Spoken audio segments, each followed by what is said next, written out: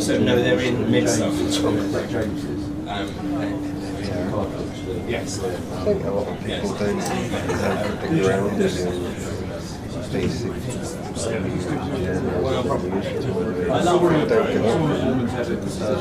of local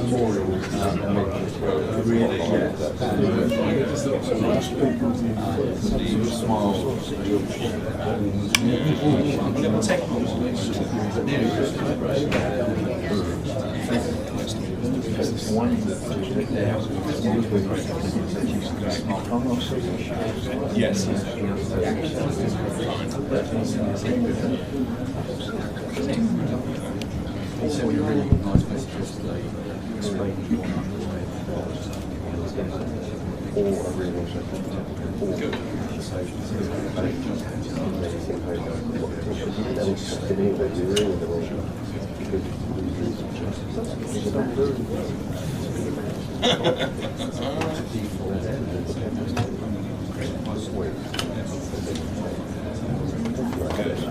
When's that right?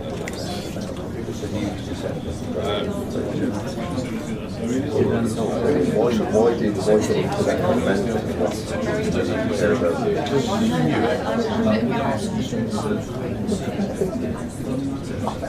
Hello. Yes. Yeah, sorry. Well, maybe good. Right.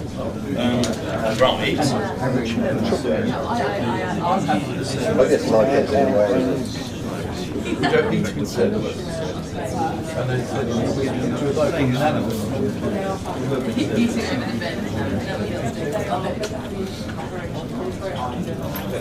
It's the sightlines. Oh, I see. I'm aware of that.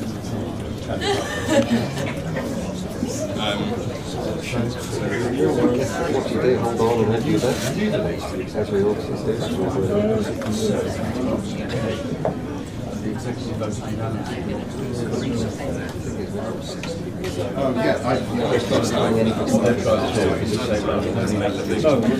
Yes. We were never instructed.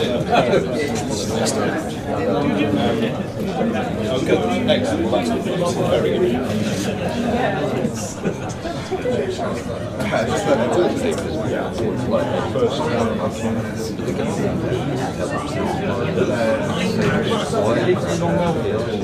It's a little town that's also literally Long Belfry.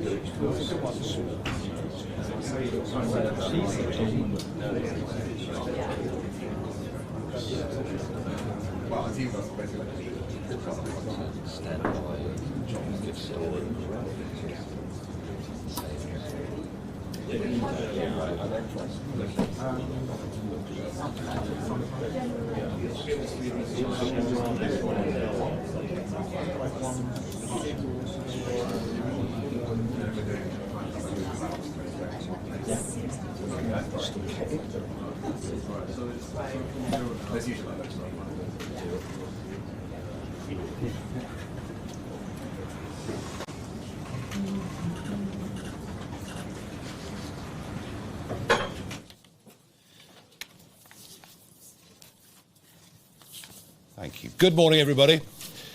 I know there are some fairly major national and international stories, and we will no doubt deal with those during questions. But to begin, one of the completely forgotten parts of the electoral cycle this year is the fact that all 32 London boroughs are up for election. 1,817 councillors will be elected on May the 7th in London, and we are intending to make a very, very big push.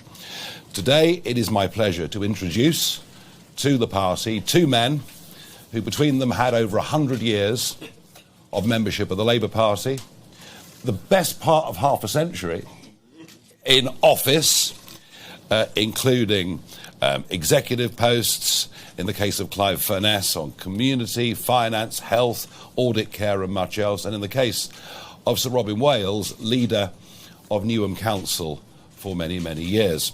What is particularly interesting about these men is that Newham became the most popular council in the country with an approval rating of 80% by 2018. Extraordinary numbers. They also managed to freeze council tax from 2008 to 2018, which, if you think about that, at a time when central government was giving out less money, is an astonishing achievement. And those of you in the press corps that have heard me say this before, it bears repetition that in some ways our weakness as a party is not having people who have been on the front line, managed budgets, run government at all levels. And today makes a significant step forwards for us in that direction. Sir Robin, who will speak in a moment, will become our London Director of Local Government, and we're looking forward to his experience. And Clive is going to be our mayoral candidate in the contest coming up in Newham. So without further ado, Sir Robin, it's all yours. Thank you. Thank you. Thank you very much. Right. OK, just introduce myself again, because it's in my speech, and even though Nigel's very kindly introduced me, I was leader of Newham Council for 6.5 years, and then I was the executive mayor for 16 years. I was the first ever Labour directly elected mayor. You'll remember Ken Livingstone was elected, but he was elected as independent. So in the end, I beat him. It used to annoy him. And I'm here to explain basically why we've left the Labour Party and why we've joined Reform. And Clive is going to say something about some of the other reasons why we did it. We've tried to coordinate our speech. If we say the same thing twice, I apologise for wasting your time. So we came to the conclusion that the old parties can't deliver services, and the result of not delivering services is cynicism in the electorate. We promise, and then nothing happens. Now, the Tories did that to excess. They promised and promised, and nothing happened. They failed to deliver all the things they said they would do. And then the Labour government came, and we thought, here we are, Keir Starmer's going to do things brilliantly, it's going to be different. I wasn't convinced. So what have we done since then? We're going to stop the illegal boats, but we can't even send a warship to Cyprus. Never mind stopping the illegal boats. The Labour government said we'll build 300,000 homes a year. Not a chance. Not a chance, and never was a chance. And the result is rents will go up, and people who are currently suffering with high rents are going to suffer even further in the private sector. The NHS, they pour billions down it, and nothing happens. And one of our contentions is that we've forgotten how to deliver services, and that delivering services is how we will connect with the British people and stop the cynicism that's going on there. But it's worse. In the NHS, Labour's lost its moral compass. Not only have they decided to cut waiting lists, they've gone to the waiting list and said, where are the people who shouldn't be on the waiting list? We'll take them off, and then we can say we've cut the waiting list. That is immoral. And then, and I know they've gone back on this, they're going to experiment on children experimenting on children is not something that the Labour Party should ever have done or been doing. They've lost the moral compass for us. But they aren't just bad at what they're delivering, it's also damaging. You take the universities and the vast expansion, the premium from that is falling. They're scamming kids on the debt that they've got. And actually what we didn't realise was that they'd end up large number of kids doing pointless courses with fourth-rate lecturers brainwashing them into a view that says this country isn't a good country. Well, we both think, and I guess the other people, I guess Nigel and Laila think, this is a country to be proud of with a proud record. Now, John Curtis said something really interesting recently, and I hope you all looked at it because you'll be political journalists. It's very important. He said there's still left-right, but actually there's another thing now, social liberals and social conservatives, what you might call lazily woke. Well, we'd argue it's social illiberals. And one of the things Clive and I believe passionately in is Enlightenment values. We believe in the idea of empiricism, the idea of free speech. Free speech is not violence. We think that rational thought is how we should govern ourselves. That's being thrown out the window at a great rate of knots. So you look at the rise in anti-Semitism in this country, which is an absolute scandal. The government, the Labour government, is trying to enforce a blasphemy law on people who burn Qurans. I think it's a stupid thing to do, by the way, but it's people's right to do that. So they're trying to enforce a blasphemy law. The women, 4 Women Scotland, who went and won a court order, won at the Supreme Court, and Bridget Phillipson still hasn't come out and said, you know, women have rights too. And I think it's portrayed as a tragedy. It's not. It's a women's rights issue. And I would be remiss if I didn't say I think those of us who are feminists and support the feminist cause have to stand by those women. And then, of course, the rape gang cover-up. And it's one of the interesting things that this was pointed out earlier by Reform. And why is there 2 things that are happening with that rape gang cover-up? One, it's covered up on the basis that you mustn't upset the community. Nonsense. Most Muslims are appalled at what went on. But you mustn't upset the community. And secondly, it exposed, as Gorton did, the transactional relationship between reactionary Muslims and those who want to get their votes and have them turned out. And be clear, I represented a borough that was a third Muslim. And 80% satisfaction, clearly those Muslims thought we were doing a good job because we thought they were important, but we didn't talk them through the mosques. We didn't do that. We talked them direct because we think that's how British politics should work. So then I come to one last thing I was going to say. The budget deficit, as we keep banging up our budget deficit, we don't have the capacity to do any of the things that we ought to be doing or the things we ought to try and do. And I think that is giving our children problems in the future. They'll have to make the cuts that this government hasn't got the courage to do. And one last thing, in terms of cuts, if you look at the most damaging thing, you've got a situation where their benefits can't be cut, so it's better not to work. And I'm going to quote you Clause 4 of the Labour Party. Have you read Clause 4 of the Labour Party? The new one that Blair brought in? It says, one of the bit, to create for each of us the means to realise our true potential. Well, that means work. And if you stop people working, they're not realising their true potential. And again, the Labour Party sacrificed the things that actually stood for. That's what we think. We stand where we always stood. They don't stand anywhere anymore. So, why reform? Well, I have to say, the idea of the Greens, which is just Labour on steroids or whatever drug they've decided to legalise this month, is absolute nonsense. It's dangerous and it's evil. Now, we looked at it, we thought, well, of course, reform's racist, isn't it? Oh, we all know it's racist. And why is it racist? Because actually reform are raising the issues people are addressing today earlier than anybody else. And when the woke get going, they keep labelling and labelling and labelling. If I thought reform was racist, if Clive thought reform was racist, we wouldn't be in this room or even near this headquarters. It's not. And I challenge anybody to show how it is. I can show you some other parties that are racist. I can show you parties that are anti-Semitic. I can show you parties that have been told they're institutionally racist. I can show you that. But I don't believe, and I'm happy to have this debate at any point, that reform is in any way racist. But what it is doing is standing against the liberal values that people are trying to bring into our country. It discusses issues other people won't discuss. Gorton was interesting. You got people vote. We know they voted for families. They do that. They've been doing that for ages. But it's a secret ballot. It's the ballot's at home. that actually cause the big problem. And I would just remind you that the Chartists, we were discussing this in 1848, said one of the things we should have is a secret ballot. And when you throw that away, you throw away our democracy, I have to say.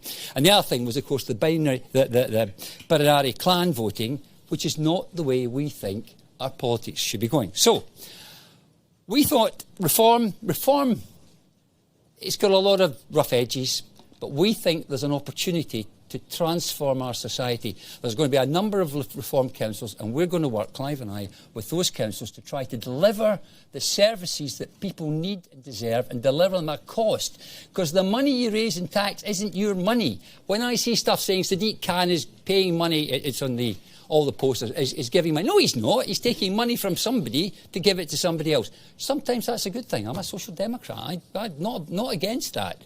But it needs to be money that's well spent, and that's the problem we've got with our society today. So, we're going to work with councillors, we're going to see what we can do, and what I'd now like to do, I'm going to hand over to Clive, and I just say on Clive, he has a very impressive record of public service, before he was ever a councillor or anything. He's a colleague and a friend, and he was co-councillor with me for 4 years in a seat, so it was quite fun. He's a key player in what we did in Newham, and I'll just remind you, 80% satisfaction, no increase in council tax, no cuts, biggest employment project in the country, teaching every kid to play a musical instrument, all sorts of things we did, but no cuts, yet we were able to do it without increasing tax. Clive was a key player in that, and one more thing he did, which he's a bit embarrassed about, he delivered stuff working with the NHS. I think he's the only person in this country that's managed to work with the NHS to deliver stuff. So, Clive.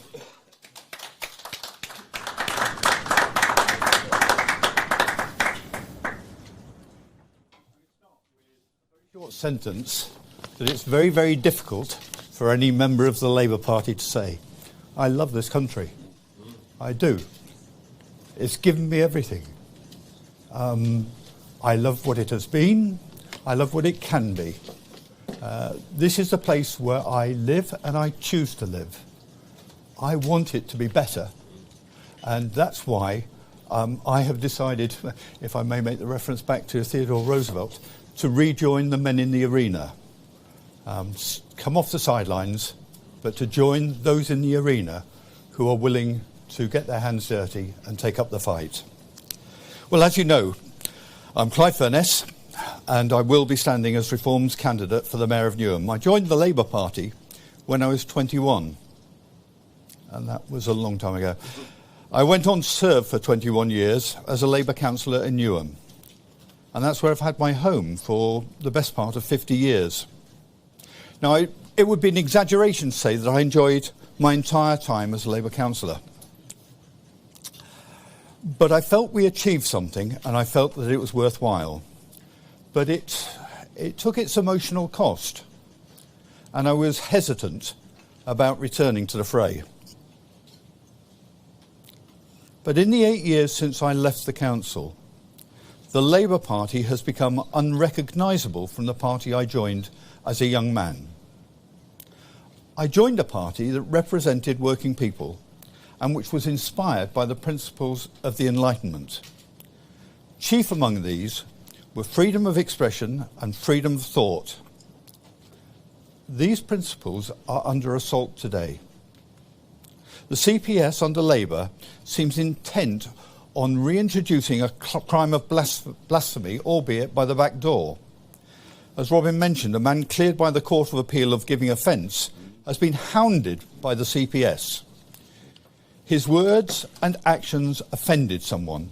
Meanwhile, the man who attacked him with a knife, which would attract a tariff of something like 4 years in prison, was given a suspended sentence. A teacher from Batley remains in hiding because the government cannot or will not protect him from religious bigots intent on violence. There is a sense in which the government has surrendered to mob rule. Across the country and in Newham, I see people dividing on the basis of I see people dividing on the basis of ethnicity and religion. It's no exaggeration to speak of the balkanisation of Britain. That is not the land I want to live in. Labour's response has been to appease the most reactionary parts of our society. Labour also continues to have problems with anti-Semitism. In Newham, in the last 2 terms, 4 members of Newham Council who published anti-Semitic comments have either been suspended or deselected. And the most egregious one was one who was foolish enough to publish her admiration of Adolf Hitler and his innovative solution to the Jewish problem. She put that on Facebook. But she'd served 4 years as a Labour councillor before that was revealed. In 2 of the last 3 elections, Labour has been more popular amongst those earning more than £70,000 a year than amongst those in classes C1 to E. Labour has abandoned its core principles and it's abandoned the working class. We might reasonably ask, what is it there for? There are 2 candidates in Newham who've already declared for the May election. Both have published their outline programmes. Not only do they look similar to one another, but they both look similar to the programme that Robin ran 8 years ago. After 8 years of Labour mismanagement, I suspect it will take more time than they suppose to put their pledges into action. I'm making no policy promises at this point, but if elected, I will put into practice the principles we worked on until 2018. My priority will be to get council spending under control. It is only once you control spending that you can choose to spend money wisely. Council tax is probably the most regressive tax we have. Those it hits hardest are those working on modest wages. It takes the greatest proportion of their incomes. The time must come to an end where council tax is used as an ATM for politicians to fund their pet projects. Politics at all levels now is too much about virtue signalling. In what other period of our history would a national political leader struggle to define what a woman was? I entered politics to make changes. So my candidacy is not about protest, it's about delivery.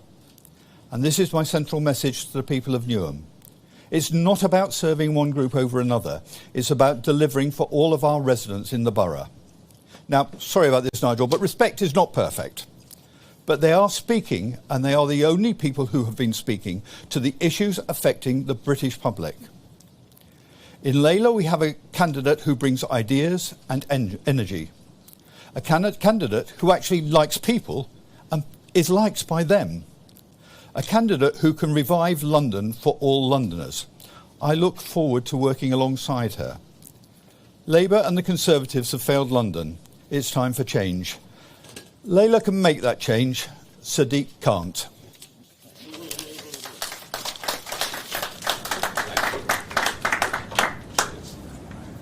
Thank you very much. Well, we are taking London very, very seriously. We're taking May the 7th very, very seriously, as you can see.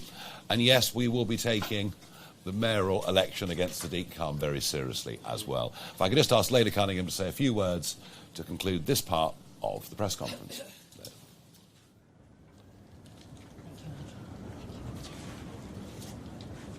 Hi, everyone.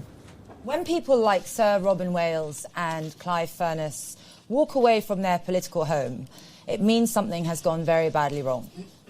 You don't give up a party that you've spent your life in lightly.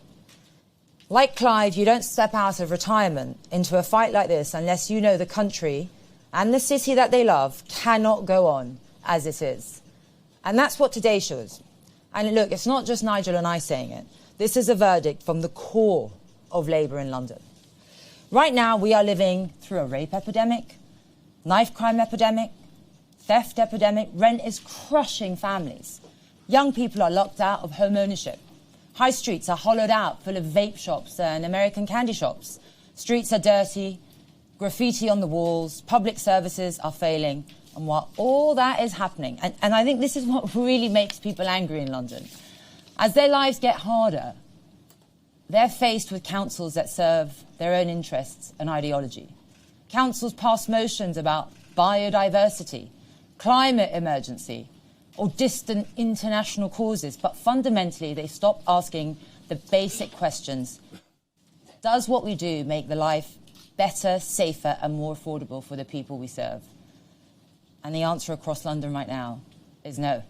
Londoners feel written off. Why not? I mean, take the example of sanctuary boroughs in London.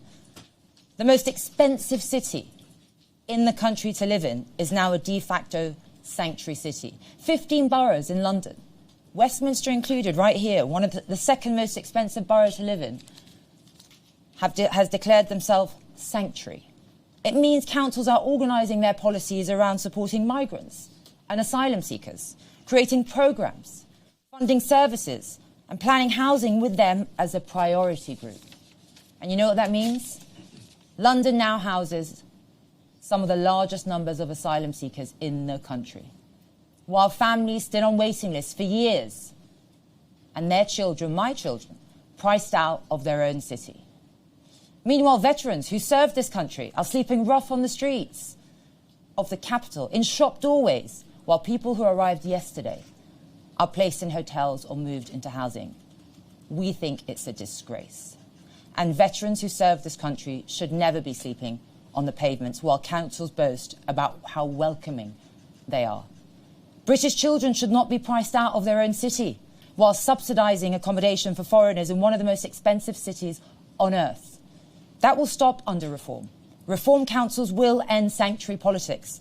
We will no longer operate as a de facto sanctuary city, and council policy will be prioritise British citizens, veterans and those with strong local connections. We will restore priority in social housing. Because if a country cannot look after its own, it has no business pretending to be anyone else's sanctuary. We'll end the war on motorists. Low traffic neighbourhoods are the perfect example of what I mentioned earlier, ideology over people. Nobody asked working parents on the school run, carers, tradesmen. Schemes were dumped on communities, roads were blocked and concerns totally ignored, and anyone who needs the car to live a normal life was treated as a problem to be punished. We recognise something very simple at Reform. Cars are essential for millions of people, for work, for caring, for family, even, dare I say it, for having a bit of fun. And Reform councils will remove LTNs. We will end the culture of taxing and fining people just for going about their daily lives. And as Mayor, I will abolish ULEZ. See, Londoners will no longer be treated as criminals for driving to work. Reform councils will stop declaring climate emergency, and we will declare safety and affordability emergency, because that's what people are living through. Safety, housing, clean streets. As Robin said, the cost of living. These are the basics, and these will be our priorities in London. And it means treating safety and affordability as the central test of every decision, not an afterthought. And it means remembering, as Robin said, and Clive said, that public money is not the council's money, it's the taxpayers' money. And we will never, ever run councils, as they have been, as vanity projects. We will run them as services. And this is why these defections matter, actually, because Robin and Clive have done this in Newham before successfully. And they watched how Labour has catastrophically failed London and concluded that Labour is actually part of the problem and is no longer the solution. And that's why they're joining Reform, because they want to change the direction of the city, not manage the status quo that has failed. For too long, you see, we believe London has been run by a closed political system, where the same parties pass power back and forth. They defend the same policies and quietly prop each other up. One side governs, the other complains, and nothing fundamentally changes. Crime rises and goes unpunished. Motorists are punished instead, housing becomes more affordable, asylum hotels multiply, high streets decline, and yet the policies barely move an inch. That is not real political competition. It's a comfortable arrangement where failure is recycled. Reform is different because we are actually not invested in preserving that system. We're not here to protect the old consensus that created this problem. We are here to break it. Because London and the country doesn't need another manager of the status quo. It needs change, and the only party led by Nigel will deliver that change, because for decades, Nigel has done something quite rare in British politics. When the establishment closed ranks to defend the status quo, he stood with the public who were ignored by it. He has always said plainly what millions of ordinary people were thinking, but were told not to say it. And that's why we keep topping the polls. Because Nigel has spent his political life standing up with the silent majority, not with the system that constantly tries to silence them. So I'll end with this. We won't fix everything overnight. What we will do is change direction. From ideology to service, from failure to recovery, and finally to a London that works for Londoners, not just politicians. And Clive and Robin show that even Labour's own people now accept the truth. Labour will never fix the problems it created, and they have chosen to back the only party that will. And that's why today is yet another bad day for Labour, but a great day for us in London. Thank you. Thank you very much. Thank you. And one of those policy areas that really interested me was the fact that you've put into place active stop and search against all the people screaming at you and managed to reduce knife crime in the borough by 2/3. And we want to see a lot more of that across not just London, but frankly every city in the UK. Right, we have a mass of questions as ever, starting with Catherine Forster, GB News. Thank you, Catherine Forster, GB News. Donald Trump said that the Prime Minister is... He's good at making the news, isn't he? He really is. He really is no Churchill. He also referred to Diego Garcia as a stupid little island. What do you make of those comments? And you're very keen on British sovereignty. Surely there has to be times at which we can say no to an American president. And also, if I could ask Sir Robin and Clive, you've defected from Labour to reform. You've said that they've abandoned sort of British working class people. Who do you feel that the Labour Party is for now? Thank you. OK, I'll start with this. Well, to say he's no Churchill is quite an understatement, really, I would have thought. I mean, the man has dithered, he's all over the place, he's not a leader, he's a follower.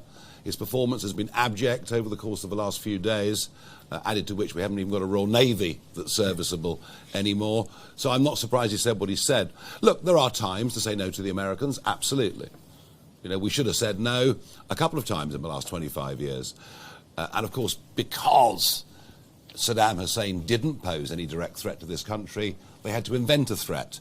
I would argue in the case of Iran, since the 7th of October, this country has fundamentally changed as a result of terrorism funded by Iran. And frankly, if this operation stops Iran getting a nuclear weapon, it would have been worth it. And I believe that very, very strongly. I'm normally incredibly nervous about intervening in foreign wars. I believe this is the right one. As far as Diego Garcia is concerned, well, yeah, I think the little island he talked about was another one, actually, not Diego Garcia. But his geography, Trump's geography on the Chagos Islands is not perhaps fully up to speed. Diego Garcia has suddenly become incredibly important. The fact that a British Prime Minister said no, and that 2-man planes had to fly 37-hour round trips, think about that, from Missouri to complete their missions is why he's so upset. What I would also point out, Catherine, overnight there's been a missive from the Mauritian Prime Minister in which he says that he believes America's actions are against international law, and he calls for an immediate ceasefire. And what that tells you is if the handover of the sovereignty of the Chagos Islands, including Diego Garcia, was to go ahead, an American president would need to ask a heavily Chinese-influenced Mauritian Prime Minister for permission, and it's perfectly clear that even after Starmer says yes, Mauritius are saying ceasefire, stop, no. And I think that will be the final nail in the coffin. You know, the government have made it clear all along that they do need American agreement. Jonathan Powell did a great job.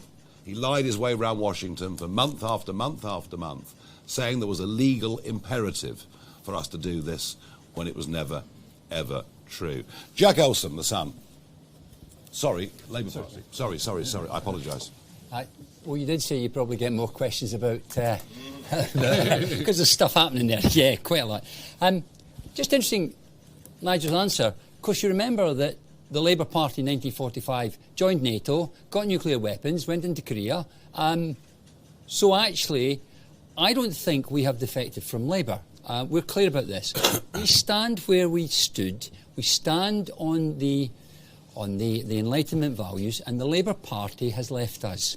And we've joined the party that we think represents working people. And that's one of the reasons we come to reform. Who does Labour represent? It represents the 70,000 plus people earning more than £70,000 plus, which is where they get more votes from that group than any other party. That is not the Labour Party I joined in 1970. Long time ago. Work out my age.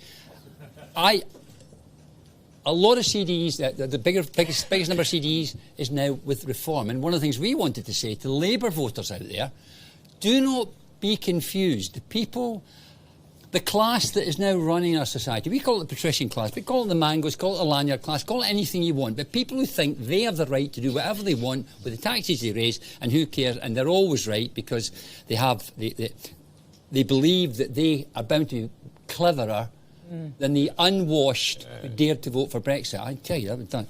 By the way, we're Remainers. We voted Remain. But when the British people voted to leave, we thought, well, the bosses have spoken. Yeah. We have to do what the bosses tell us. And that's the arrogance of the Labour Party and the Tories and the Greens and the Liberals. They don't think that's important. And one of the great things about reform is it's going to stop the safe seats. And people have sat there for years and years and years and not given a toss about the British people. So that's what I think the Labour Party represents. Now, it's been a slow process, but in terms of the Labour Party switch. But you saw with Emily Thornberry, you saw that tweet. That was outrageous. Those are working class. I don't know what the guy who had the England flag in the van was like, but he probably worked hard for his family. He probably went out and earned a living. He probably went and... We hope he paid his taxes. We'd encourage him to.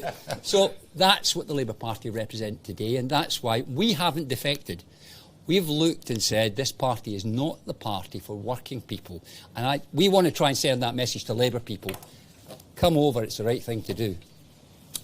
Thank you. Jack Elson, The Sun newspaper. Thank you very much. Nigel, you've always been a fan of proportional representation.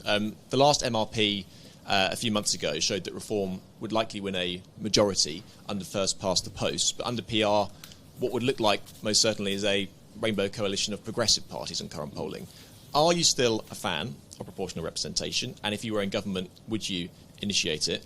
And then quickly, are these the Labour defectors who you teased a few months ago?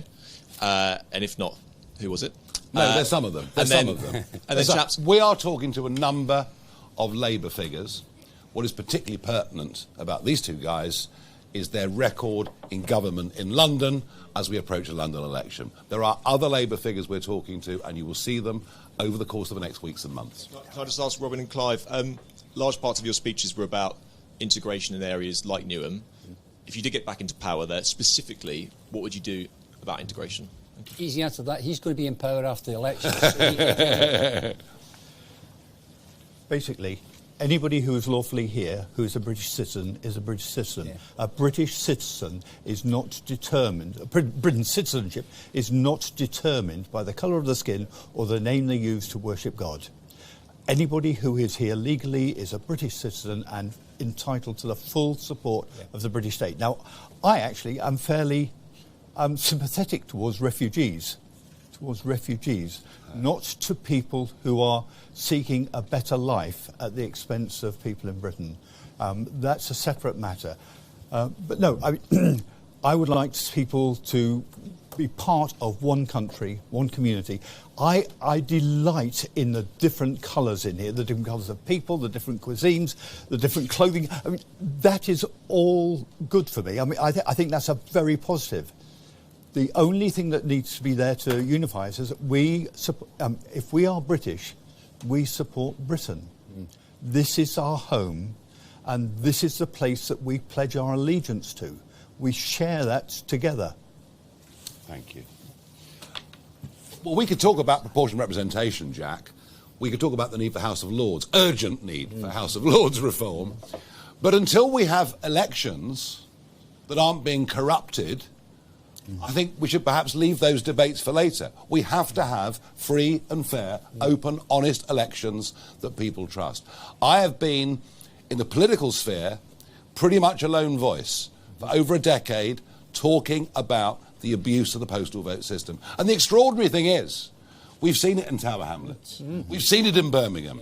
Even as long ago as 2004, a High Court judge said a borough in Birmingham had behaved like a banana republic. Yet despite this, nothing has changed. And why has nothing changed? Because it suited the Labour Party. I'm being really honest and cynical. The mass harvesting of postal votes in communities where women probably never even get to see the ballot paper is something that has gone. I've tried to challenge it. I've never succeeded. The reason this is now a debate is because Democracy Volunteers are a third party. They're actually Lib Dems that make up the bulk of it.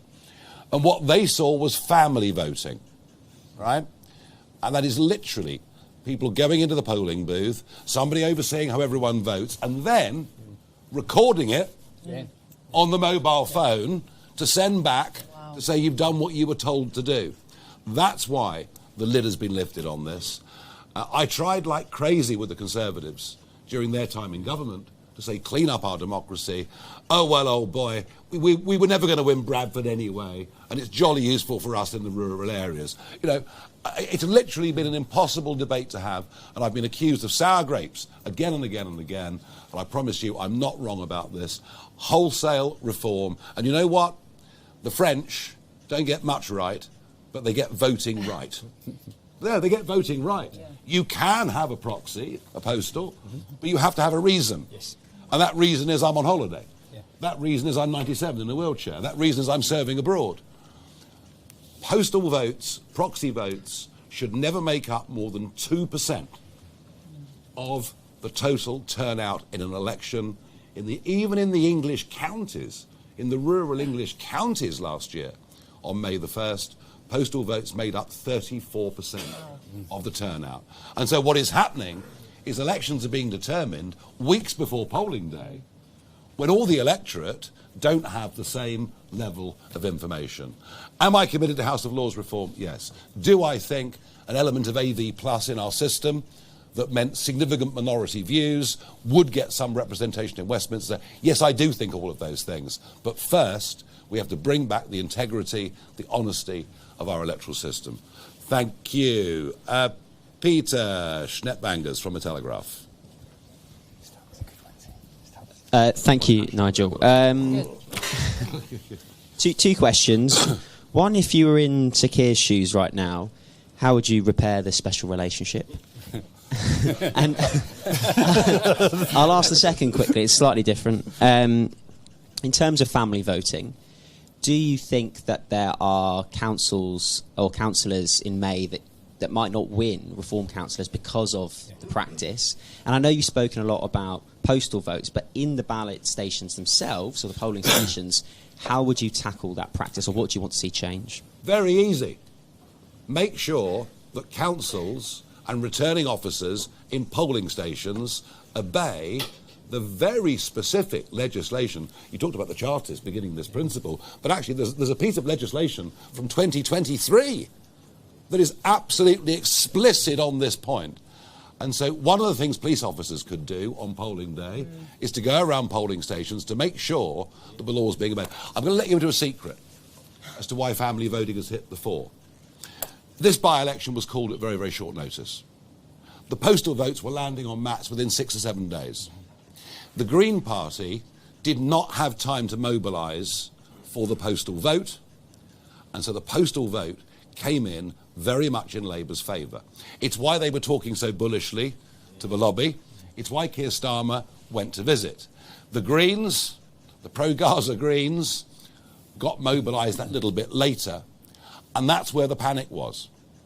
And the panic happened because the men were told at the mosque, drag the whole family down on polling day, get them to vote, and let's see evidence that you've done it. That is the true story of what happened in Gorton and Denton last week. It's the first time I've said it in public, but I promise you it's absolutely true. If I was Keir Starmer, what would I do to mend the relationship with Donald Trump? I think that ship has sailed. I don't think there's any chance, and I think that relationship's been fraying for quite a long time. He did his absolute best with Trump, and to some extent, Starmer did his best the other way around too. You know, Trump has a natural love of this country. And of course we shouldn't agree with every single thing the American president says or does. We don't. But I do think the relationship is broken and, without doubt, the worst it's been for almost exactly 70 years. Let's go to Aaron Newbury from the Daily Express.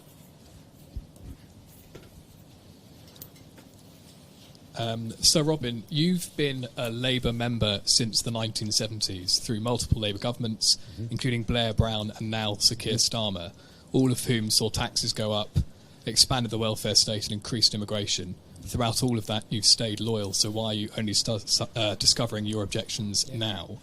And Mr Furness, this month, Zia Youssef said that reform would restore Britain's Christian heritage.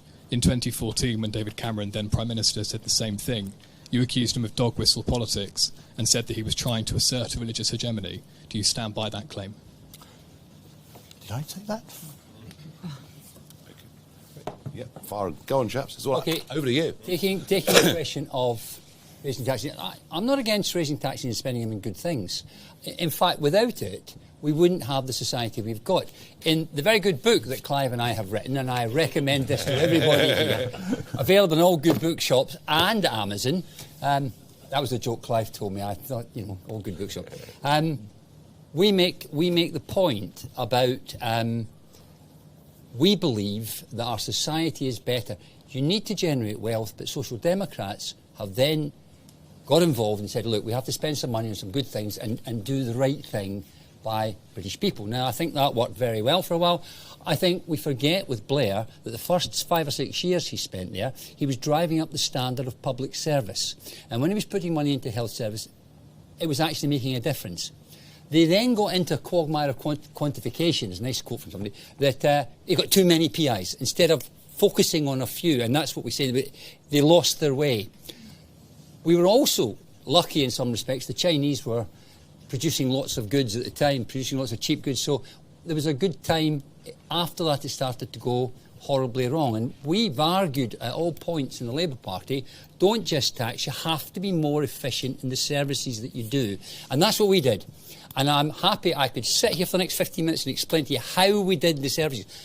What you should do when a politician tells you something is don't ask them what they're going to do. Ask them how they're going to do it. You're going to stop the small boats. Explain in detail how you're going to do that and why you think that. Like telling the French, don't let people come across that you don't want to have in your country. You know, it's incentives are what matter. So we argued that substantially in the party. When we lost in 2018, and I stood and I had 500, the Corbynites had 250, and there were 600 Muslims from the mosques. They came and talked to me, said, will you do a deal? And I said, no chance, not interested. Then we've seen what happens when you don't focus on the services and the quality of the services. So it's been a journey, and it's hard to walk away. I always said, you're having a breakup. It's you've suffered the domestic violence. You should spend a little time thinking about what you do, which is why we left the party and then took time to think about reform. We talked reform for a long time. So I think I can justify it. Maybe we should have gone quicker. Maybe we've gone a bit slow.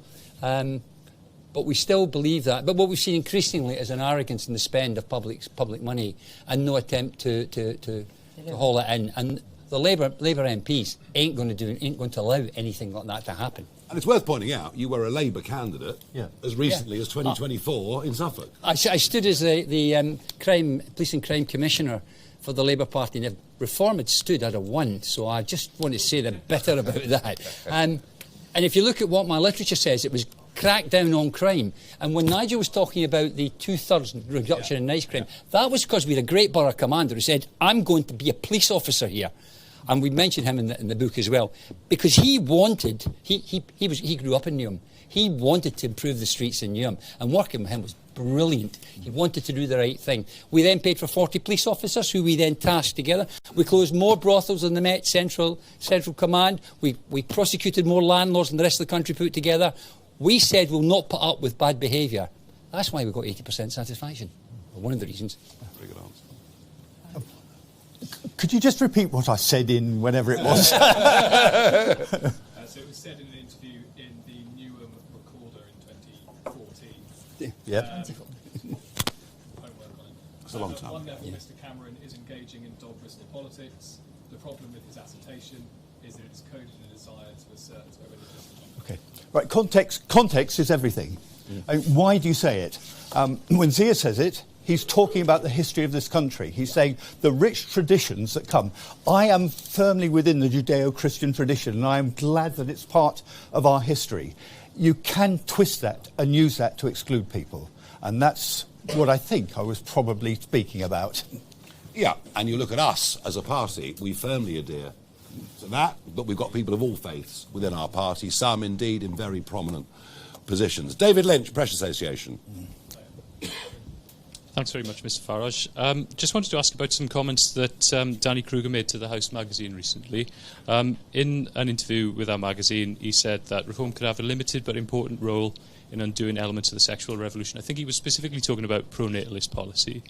But, I mean, you know, other elements of the sexual revolution include abortion rights, contraception, LGBT rights. Can we expect any rolling back of any of these areas under a reform government? No. But I do believe in freedom of the individual, you know, on issues like abortion. I don't think these things should ever be party political issues. It should be issues of conscience. Danny is, you know, somebody of a very deep Christian faith. Nothing wrong with that. And he believes in what he believes in very strongly. But it doesn't mean it's party policy. It doesn't mean we'd implement it directly. You know, I think, you know, the sexual revolution we're quite keen to talk about in London is the fact we've been hiding, willfully hiding, the grooming gang scandal in our capital city. Yes. And you'll hear a lot more from us on that over the course of the next few months. Can I just point out about the sexual revolution in London? So, you know, over 777 rapes were recorded in January alone in London. And just to put that in perspective, only 6% of rapes end up in a charge in London. And that's the kind of revolution we're talking about, is rape will be taken seriously in a London reform.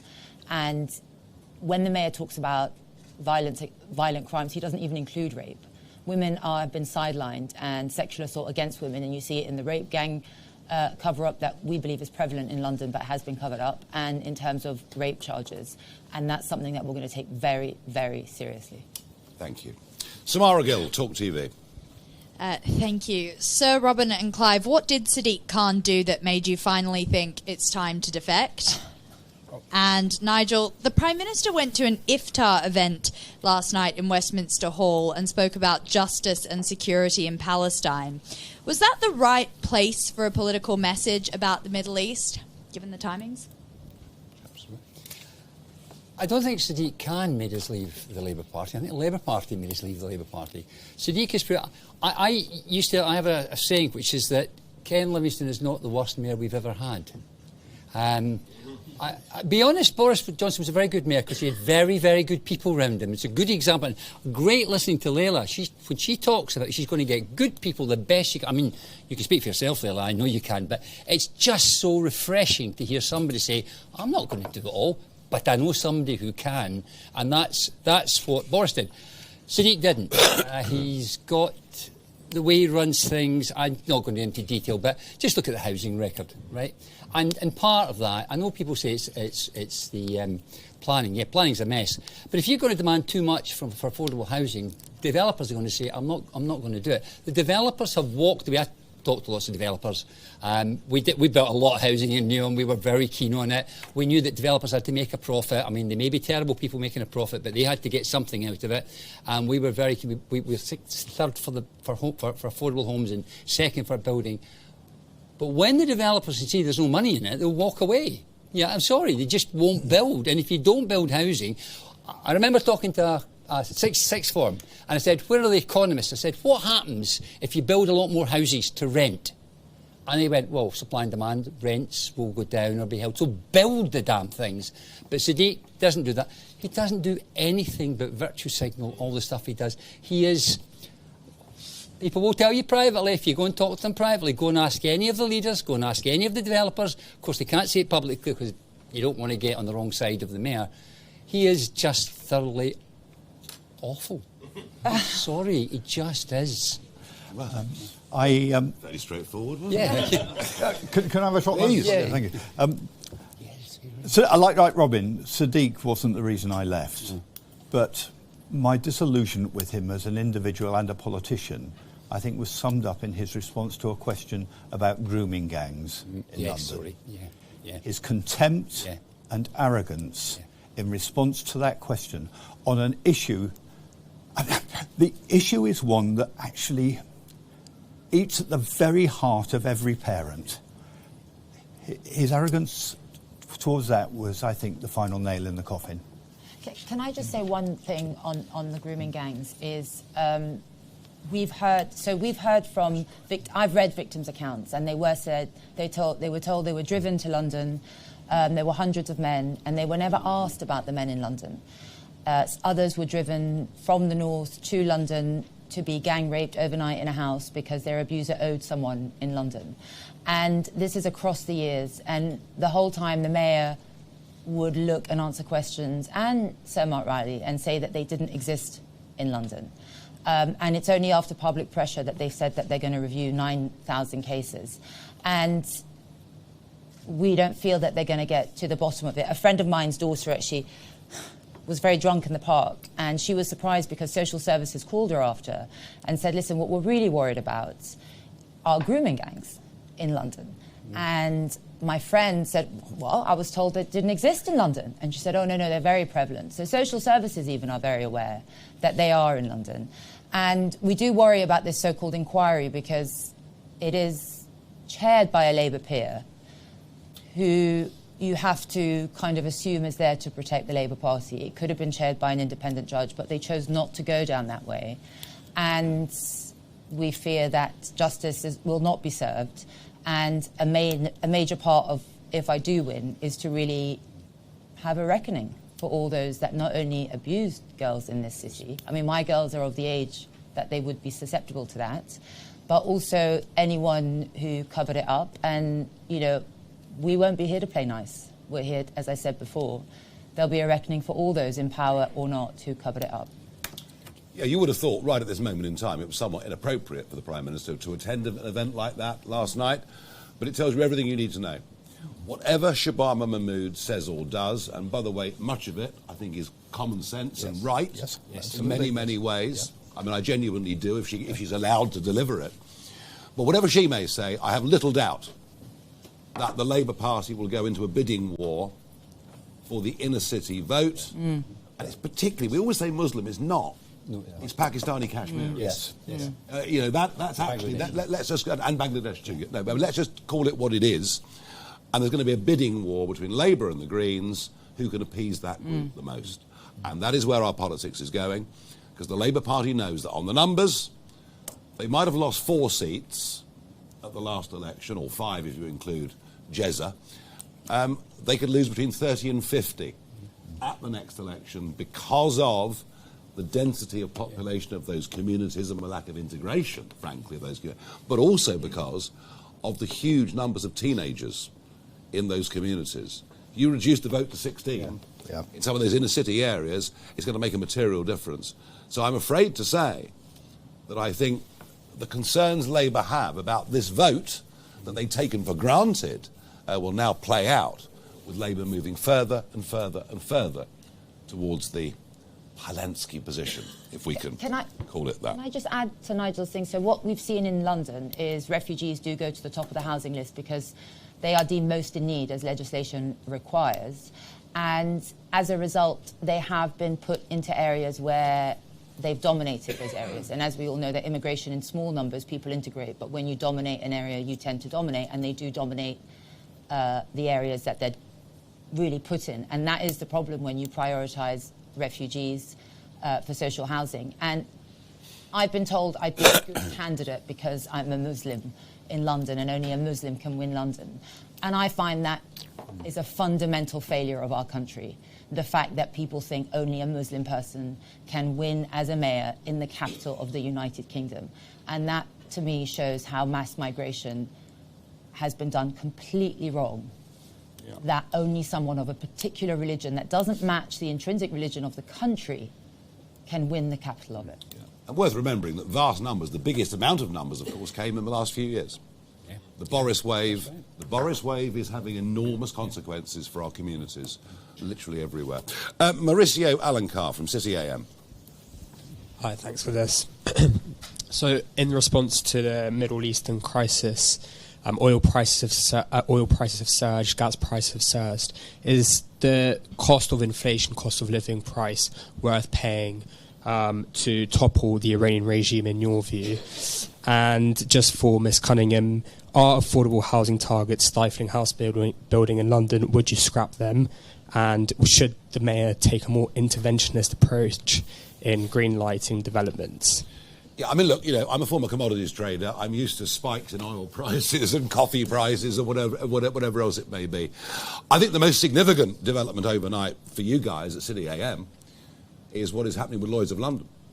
For 300 years, that has been the global insurance market for shipping, including in time of war. And it's slightly grey as to whether the 7 big underwriting providers whacked the prices up to levels that were simply ridiculous, or whether even some contracts got cancelled. I don't know. But what Trump has done, or Besson, I suppose, probably in a sense has done, overnight is very, very shrewd, because they're going to provide reasonably priced insurance for all shipping to go through the Straits of Hormuz, because Trump too would be terrified of an oil price that rose and sustained that rise. His biggest pitch to American voters as the midterms comes up is it's costing you $1.50 less per gallon to fill up the car with gas. So that's why they've done what they've done overnight. But for you guys, I'd love to find out. I want to read tomorrow, what is the truth? Has Lloyd's of London, after 300 years, shot itself in the foot or not? We have a housing crisis in London. We have 20, 30, 40-year-olds who don't own a home, can't own a home, and potentially never will, and a state really that can't provide for it. And it is a demand and supply issue. We have had mass migration into London, and not enough housing has been built, but it's also a supply issue. Many councils are, as Nigel said, they punish developers. Developers come with a product that is desperately needed, and what you have is the councils and the mayor punish them with excessive regulation, excessive demands. Like Robin said, they're in it to make money, and if they don't, they're not going to do it. And I speak to loads of developers. And the problem is that when you have excessive regulation, it's the big developers that can absorb that cost. And so you create a monopoly at the top, and you price out all the good, young, dynamic, smaller companies that really want to deliver a good service. And so we want to see less regulation, less punishment of developers, and more housing going up. And just on the point of the mayor, he's massively underspent on the grant he gets from the government to build, and he hasn't even reached, a fraction of the target he said he would. And you know what? That's a betrayal to the young people, and I want young people in London to know that it is due to decisions made at a council and at a mayor level that they are finding it hard not only to rent but to buy a house, and that's got to change. Lucy White, Bloomberg.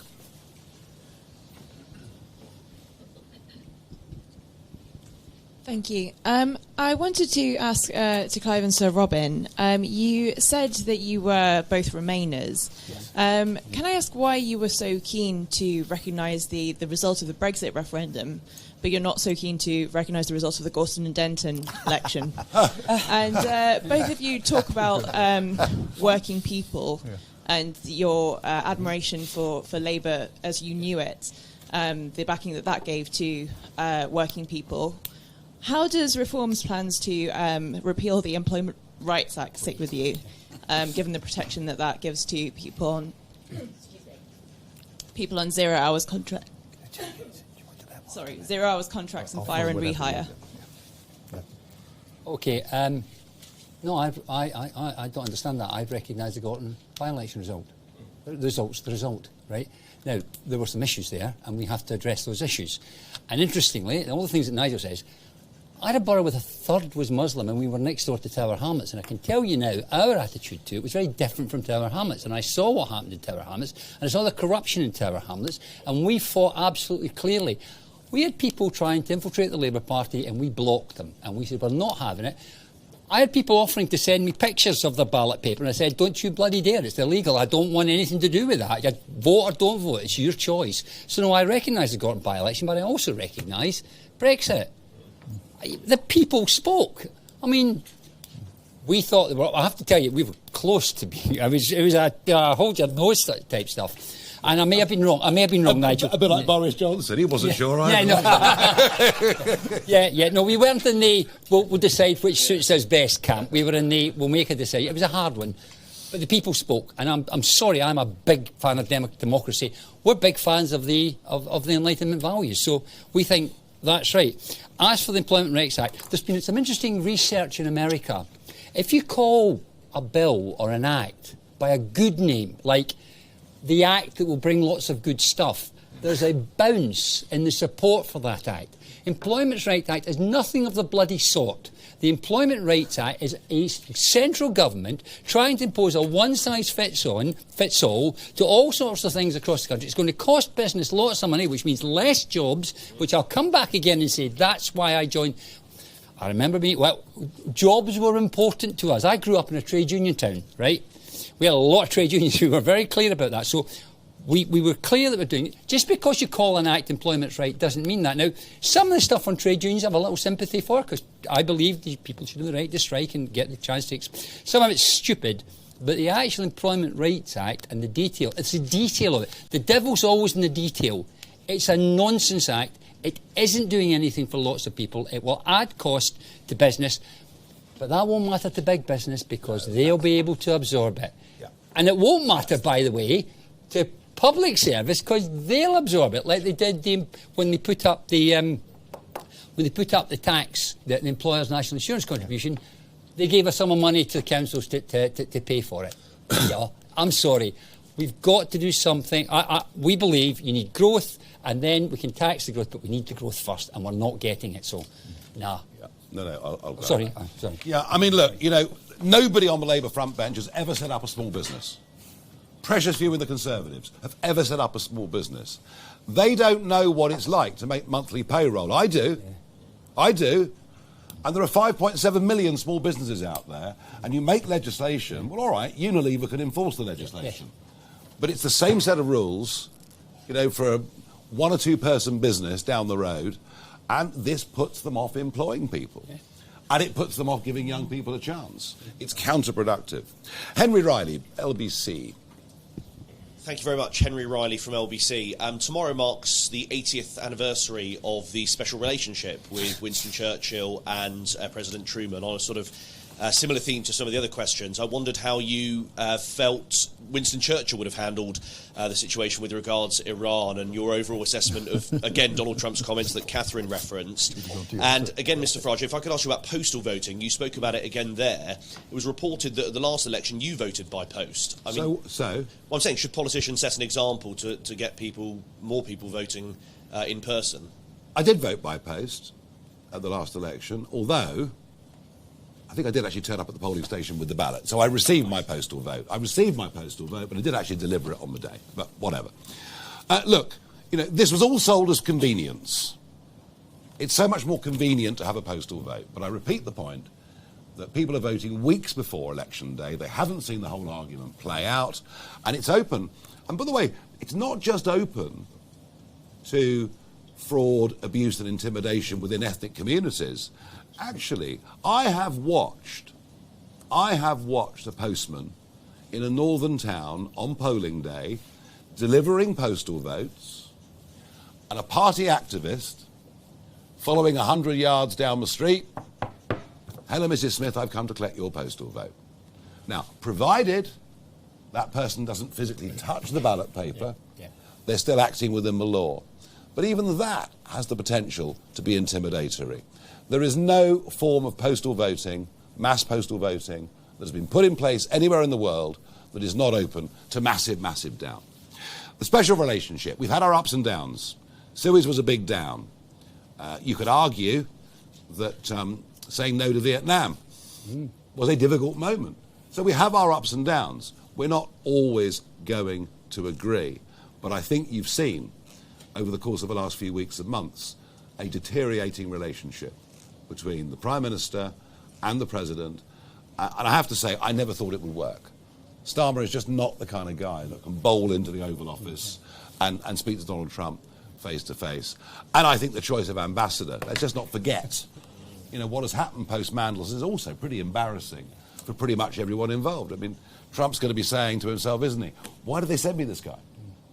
If he was that compromised and had been kicked out of British politics times before, what was Keir thinking, sending me this guy that I was due to have trusted conversations with? I do not believe the relationship between Trump and Starmer will improve.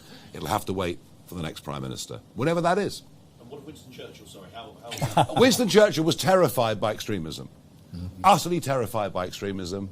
He physically fought against extremism in 1897, and he'd seen that fanaticism, and it's why when the National Socialists took power in 1933, he was almost alone in British politicians in seeing the danger.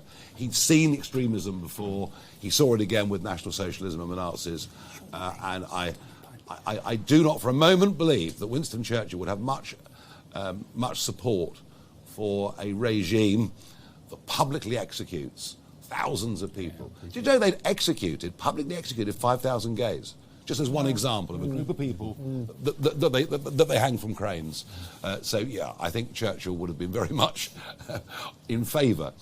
As I repeat, there are risks with any form of military action. But to me, the big win is if we stop them developing a nuclear weapon, this will be a success. That is my view. Okay. Anna Gross, Financial Times. You have quite a diverse coalition now, I think, as this press conference shows, and not everyone agrees on every topic. I should hope not. One of the biggest problems I think that the Labour government has faced is, obviously civil service has been a bit of a blocker, international law also a bit of a blocker, but I think also just dissent from their own MPs, huge rebellions that have frustrated their efforts to get pretty much any of the major things that they've wanted to get done. Do you have a strategy for dealing with dissent from your own? Your number of MPs and council leaders is about to grow probably quite a lot. How will Reform deal with dissent and disagreement from its own MPs and council leaders and councillors? Well, I'm a great believer, and I did mention this earlier, I'm a great believer that people have issues of conscience. In my many long years leading groups in the European Parliament, there'd be certain votes, and MEPs would come to me and say, Nigel, I'm not with you on this. I feel quite strongly. Fine. So I have no trouble with dissent. What I struggle with is disloyalty. And I think they're two very, very different things. Yes, of course we can argue about things, and we will argue about things, and there will be some disagreements. But I think what brings us together is very, very strong, and that is the genuine belief that Britain is broken, that London is broken, that we need something fundamental, not fiddling around the edges to change things. So I think, and those really big areas, crime, community, all of those things bring integrity of the election system. It may be a smaller one, but still very important. So yeah, dissent I can put up with, disloyalty I can't. And I've always been like that. And you'll find in this office, you'll find people that have worked with me for 10 years, 12 years, 20 years. There's even one guy who works here a couple of days a week who's worked for me for 30 years. So I've formed great long-term relationships with people. They certainly don't have to agree with everything I say, but if they're disloyal about me, well, they tend to disappear quite quickly. A couple more. Ellie Hodges, New Culture Forum. That's how I work. Thank you. Nigel, how do you respond to critics who say that by bringing in former Conservative figures and Labour figures as well, can't win, can I? you risk losing your identity as an anti-establishment party? And do you even want to be known as an anti-establishment party anymore? And Sir Robin, you mentioned what you call indoctrination in schools. How exactly would you deal with this when in reality you can't really police what teachers say in the classroom? Thank you. We are anti-establishment in that we think they've led us into a terrible direction and they're not able to face up to the consequences of what they've done. Hence, Kemi, Keir, Britain isn't broken. It jolly well is. We know it, and most of the public do. But being anti-establishment doesn't mean you're just grenade chuckers for the sake of it. We're not standing in these elections to say, come on, let's stick two fingers up. We're standing in these elections to try and blooming win. And when you win, there comes with that a responsibility. I'll be honest with you, I wouldn't have the first clue how to deal with social services and budgets in the London Borough of Newham. I wouldn't have a clue. But you know something? These guys do. And I think that is of enormous value to our party, to our mission, to our cause, not just in the London Borough of Newham, but actually more broadly across London and parts of the country too. So you know, oh, you're taking too many Tories. Now you're saying, well, I'm taking too many Labour. I mean, I can't win. But we do need experience. We need it at all levels. And I, you know, if there are one or two people, you know, on X is full of grenade throwers. X is full of let's just cause havoc and destruction. And that's not what we're about.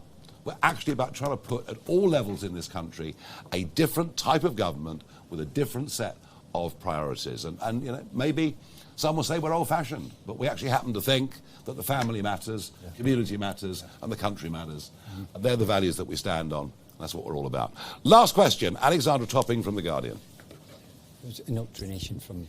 Oh, sorry, schools, yeah. Well, I think you did it already, actually, but yeah go on. No, I'm going to do something I shouldn't do. I'm going to mention somebody who will not thank me for it since I've joined Reform. Nick Gibb did a fantastic job in schools. It was the one thing, the one thing I'll look at the Tories and say, you did a good job there. They did it in phonics, and they wanted to teach knowledge as part of the curriculum. People need to know things, and I'm with that.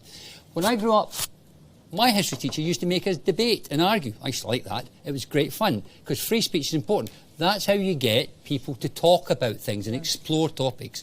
But you set that by giving them the knowledge that they can then apply.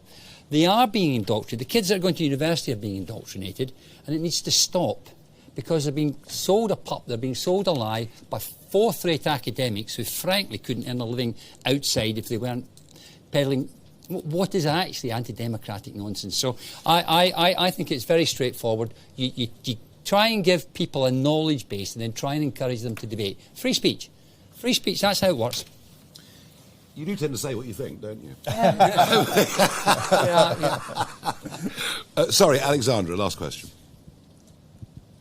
Mr Farage, Yes. According to a Survation poll published in The Guardian today, more than half of Reform UK members believe non-white British citizens born abroad should be deported or encouraged to leave. Do you agree with them? Yeah, and on a second point... Get down the pub at closing time. You can find all sorts of opinions. And it's not a Guardian poll, it's a Hope Not Hate poll, isn't it? No, it's a Survation poll. Well, it's sponsored by Hope Not Hate. Am I wrong? No, it was published in I wrong? conjunction with Hope Not Hate. But I'm wrong. It's a poll that's been verified by the National Polling Council. Right, well, I will respond that polling in this country is all over the place, as you well know. We have 6 national polling companies put us on an average of 29.75%, and one polling company where we seem to be collapsing with every week that goes by. YouGov used to be the gold standard. I'm not quite sure what is going on. You can find specific people that will say almost anything in answer to a question. We have been very, very clear where we stand. If people are here illegally, they should be deported. Of that there is no question at all. Operation Restoring Justice makes that clear. But equally, we make clear that there's no single policy that we advocate, that we offer to the public, or we advertise in any way that has any racial or religious motive or objective. Unlike, I mentioned X a moment ago, unlike many on X, who I fear right at this moment in time are taking some of this debate into a very, very dark place. We will not be going there. Thank you. Thank you very much.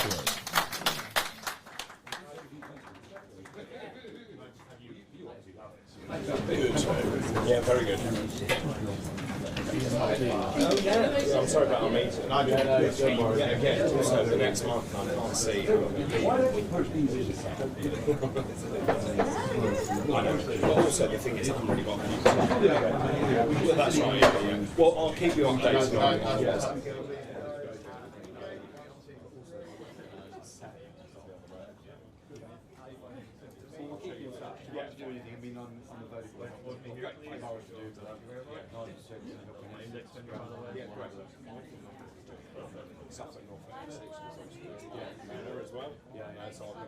Let me know when you're around.